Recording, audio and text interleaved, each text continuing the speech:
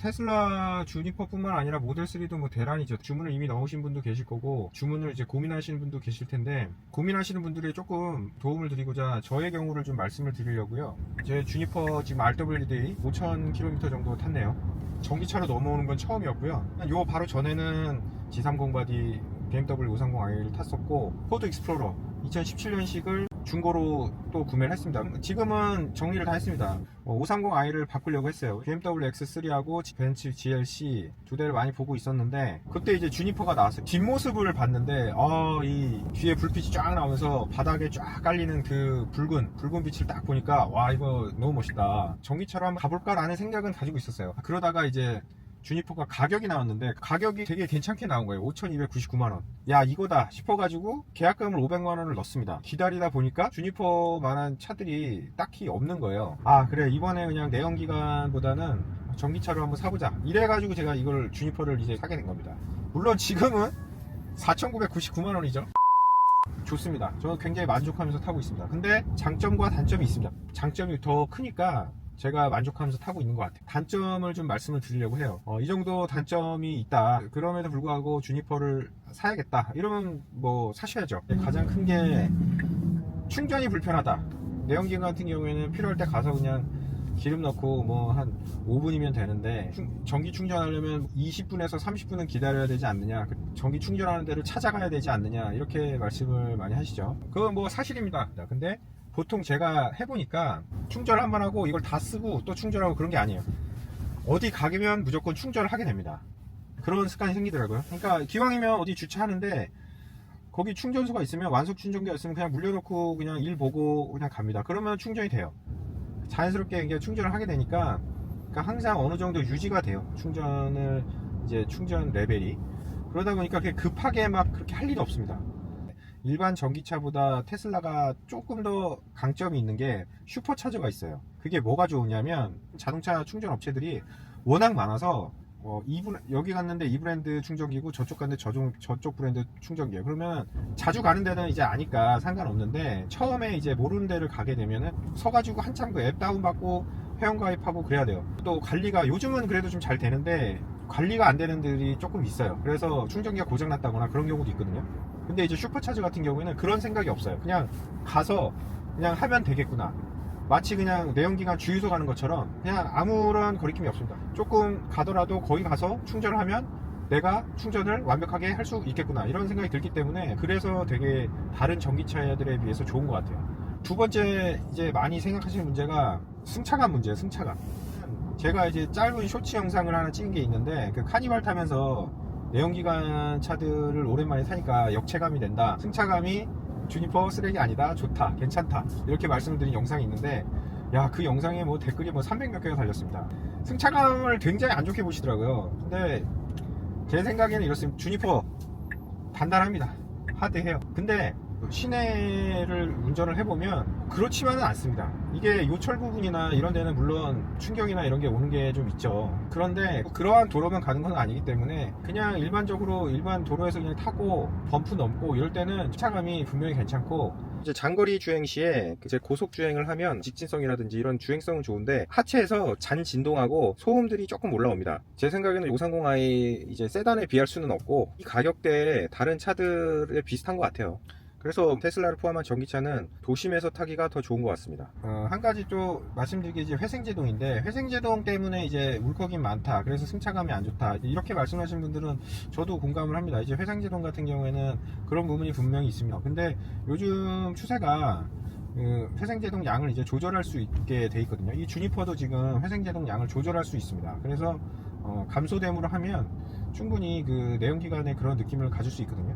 그렇게 조절을 해서 다니시면 될 것 같아요. 이제 그거에 불쾌감이 많이 있다면. 근데 저도 내연기관만 탄 사람으로서 제가 느끼기에는 뭐 괜찮습니다. 그래서 적응을 금방 해요. 그래서 저는 오히려 지금도 표준으로 계속 하고 다니는데, 표준으로 하고 다니면 에너지 절감도 되고 뭐 괜찮습니다. 그리고 원페달로 하니까, 원페달이 나름 편하기 때문에 적응하시면 그 울컥임이 없어집니다. 저도 뭐 애들 때문에 울컥임을 최소한 안 하려고 이 발재간을 좀 많이 하는데 익숙해집니다.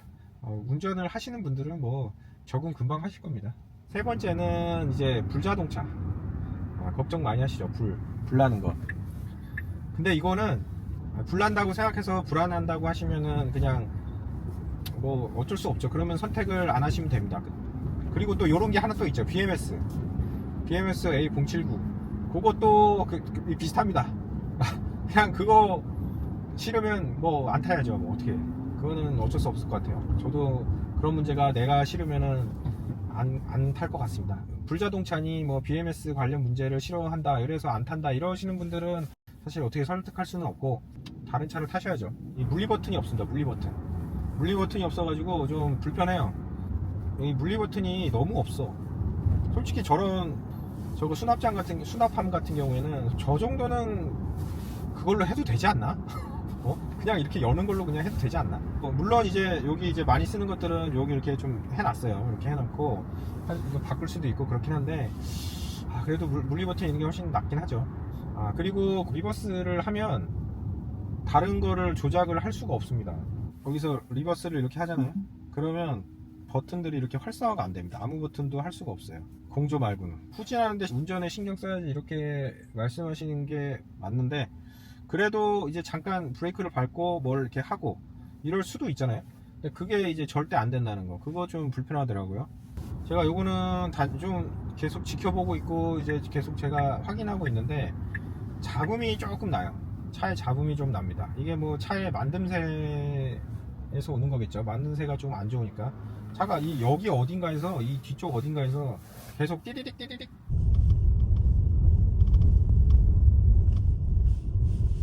플라스틱 부딪히는 소리 같은 게 좀 나요. 그거 저희 영상도 만들었는데 이게 이제 날 때 있고 안 날 때가 있더라고. 저만 그럴 수도 있고 다른 차도 그럴 수 있는데, 일단은 제 생각엔 저만 그런 것 같아요. 카플레이하고 안드로이드 오토 안 됩니다. 이거 불편해.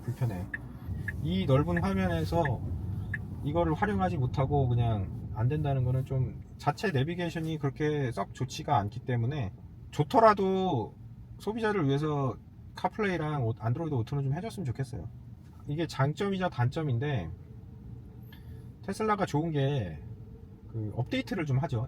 우스갯소리로 테슬라는 차가 아니다, 전자제품이다, 이렇게 말씀하시는 분도 있는데, 전자제품처럼 소프트웨어 업데이트를 해주는데, 한 가지 단점이 업데이트를 하려면 다운로드를 해야 되는데 용량이 엄청 커서 그거를 받기가 되게 힘들어요. 그게 와이파이로 받으라 그러거든요. 솔직히 주차장에 와이파이 존이 있는 곳이 있나요?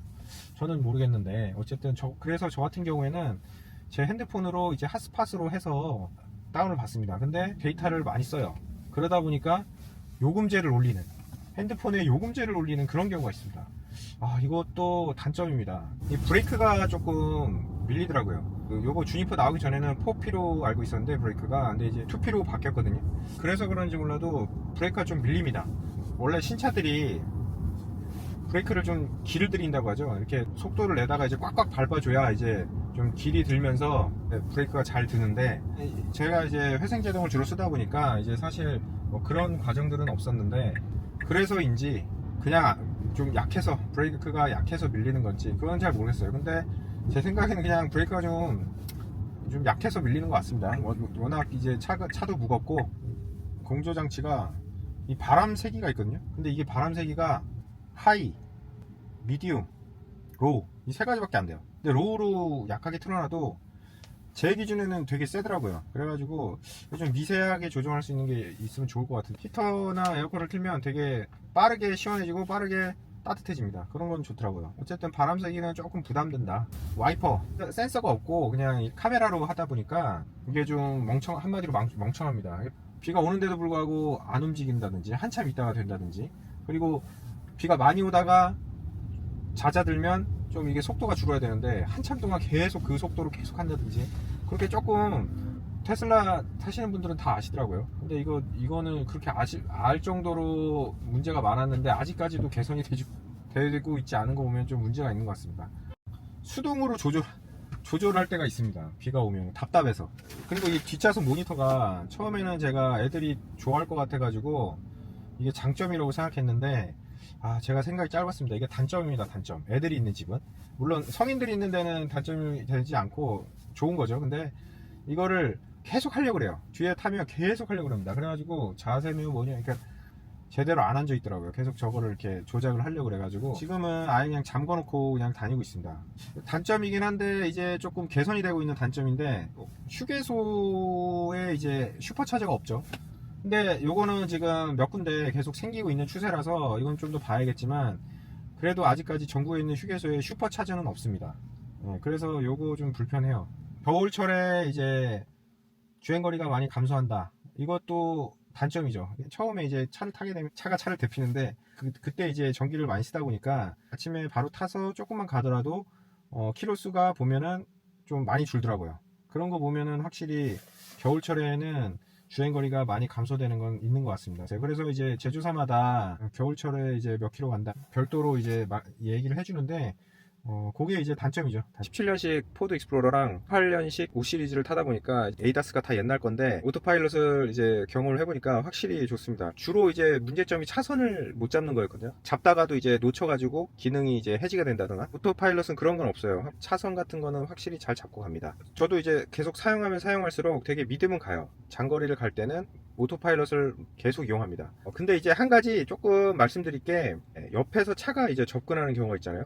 제가 만약에 뭐 한 2차선에 가고 있는데 저쪽에서 다른 차가 한 3차선, 제 옆차선으로 이제 진입을 한다. 그러면은 속도를 이제 급격하게 낮추는 경우가 있어요. 속도를 한 번에 줄이는, 약간 좀 그런 케이스가 한 2번 있었습니다, 지금까지.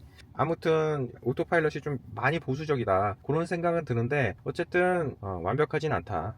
한 5개월 타면서 5,000km 타면서 느낀 크면 크고 이제 소소하면 소소한 단점들을 말씀드렸는데, 가성비가 좋다라는 말을 할 수밖에 없는 것 같아요. 진짜 이 가격대에, 이 성능에, 이 유지비에 이거를 다 만족하는 거는 내연기관과 전기차를 봤을 때 전기차로 가는 게 맞고, 그 전기차 중에서도 테슬라가 더 나은 선택이라.